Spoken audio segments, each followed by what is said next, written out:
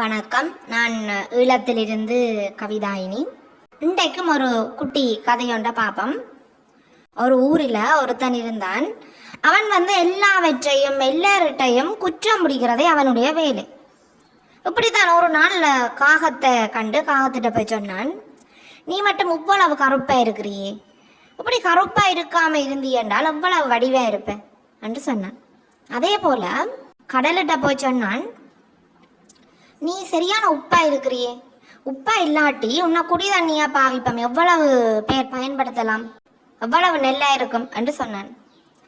அதே போல ஒரு நாள் ரோஜா செடிகிட்ட போய் சொன்னான், இவ்வளவு அழகா இருக்கிற, ஆனால் உன்னில இருக்கிற அந்த முட்களால தான் எங்களுக்கு பிரச்சனை, உன்னை நாங்கள் பறிக்கல, எங்களுக்கு அந்த முட்கள் குத்துது, இந்த முட்கள் இல்லாட்டி எவ்வளவு நெல்லா இருக்கும் என்று சொன்னான்.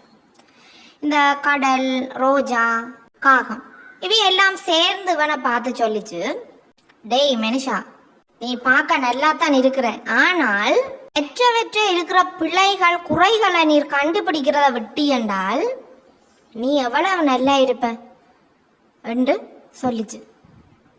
அப்ப நாங்கள் அடுத்தவரில் இருக்கிற குறைகளை கண்டுபிடிக்காமல் முதல்ல நாங்கள் எங்களை திருத்தி கொள்ள வேணும், எங்களை உள்ள குறைகளை நாங்கள் கண்டுபிடிக்க வேணும். அப்பதான் எங்களுடைய வாழ்க்கை சிறப்பாக இருக்கும்.